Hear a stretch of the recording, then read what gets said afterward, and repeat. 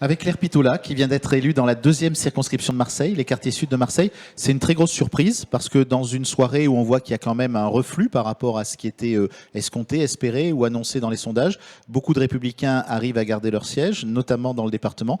Pas Dominique Tian, que vous battez donc dans cette circonscription. Quelles sont les clés de votre victoire ? Bonsoir. Avant de parler des clés de la victoire, je voudrais saluer donc Dominique Tian, mon adversaire, qui a été très courtois envers moi dans toutes les étapes de cette campagne. Et je voudrais saluer aussi son message sur son compte Twitter.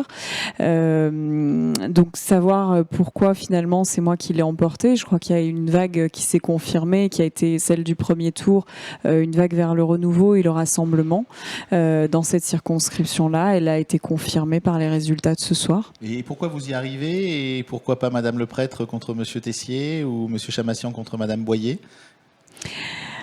J'en suis pas encore à l'analyse complète.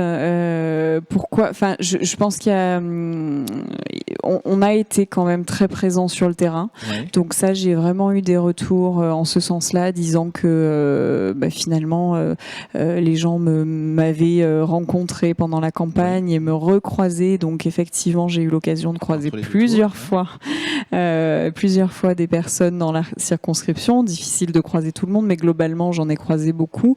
Plus tous ceux que j'avais rencontrés étant enfant et qui petit à petit se remémoraient, plus les gens que j'ai côtoyés. Vous connaissez ce quartier, vous le connaissez bien? Oui, j'ai grandi dans le 7e arrondissement, je vis dans le 8e, donc j'ai quand même, j'ai à cœur aussi d'aller dans les commerces de proximité. Donc oui, c'est une vie de quartier que je connais pas très bien, même si vous étiez venu très gentiment nous voir la semaine dernière. Est-ce que vous pouvez nous rappeler qui vous êtes? Donc moi, je suis ingénieure de formation et donc je suis cadre dans le secteur de l'énergie. Oui. Ça fait une 15aine d'années que je travaille dans l'énergie. J'ai travaillé pour une PME du côté de la Joliette. J'ai travaillé pour une fondation pour la recherche en Norvège. Et puis dans un grand groupe français à Lyon, Paris et Marseille, où je suis revenue à l'occasion d'une mutation professionnelle il y a 3 ans. Et votre entrée en politique, pourquoi ça vous a séduit de rentrer en politique? Vous faites partie des marcheurs ou des marcheuses? Oui, c'est vraiment l'entrée en politique, c'est avec le mouvement En Marche. Je n'avais pas d'engagement précédent et voilà, c'est vraiment ce mouvement qui porte des valeurs qui me correspondent et j'avais vraiment à cœur cette idée dans les candidatures en fait pour la députation. J'avais en tête un grand pot commun où chacun met ses compétences et puis voilà, on essaie de tous mettre nos compétences au service de ce mouvement parce qu'on croit en ces valeurs et on pense vraiment qu'on est à même d'apporter des bonnes choses avec notre détermination, notre force de travail. C'est un grand renouvellement pour la représentation de Marseille à l'Assemblée nationale, parce que sur les 7 députés marseillais, il y en aura 5 de nouveaux. Quels sont les enjeux pour vous? Est-ce que vous allez être avant tout une députée, on va dire, nationale, ce qui est normal, ce qui est quand même la définition initiale, ou est-ce que vous allez arriver à défendre spécifiquement un certain nombre d'enjeux qui sont liés au quartier, à la circonscription qui vous a élu?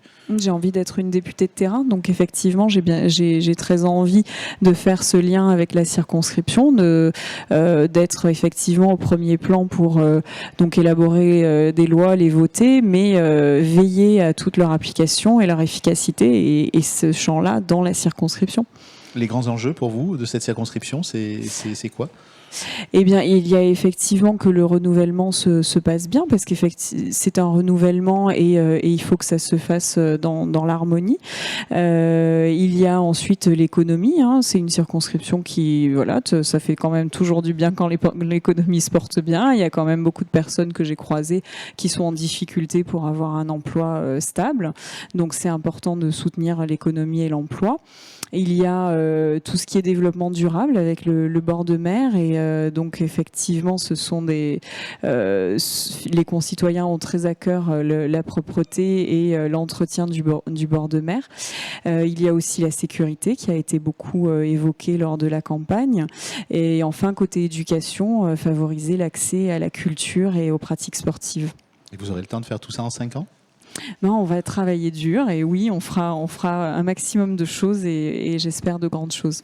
On voit qu'on a hâte tous que cette période électorale se termine. Oui. Demain, on parlera de ce qui s'est passé aujourd'hui. Il y a peut-être beaucoup de gens qui vont commenter en disant « Ah, c'est peut-être un premier frein ou un premier recul de la chance dont a bénéficié Emmanuel Macron depuis le début. » Mais quoi qu'il en soit, demain, ça démarre. Donc, est-ce que vous êtes contente de vous projeter dans l'action maintenant, une action différente de l'action de l'élection qui va consister à donc représenter ce territoire à l'Assemblée nationale? Oui, je suis contente. Cependant, ce soir, je garde quand même en tête le plaisir de cette étape qui se franchit et tous les soutiens qui ont été d'une grande aide et que je tiens à retourner voir et remercier dès ce soir, puisqu'ils m'attendent au welcome aux Catalans, et remercier également toutes les personnes qui ont participé de tous bords au scrutin aujourd'hui.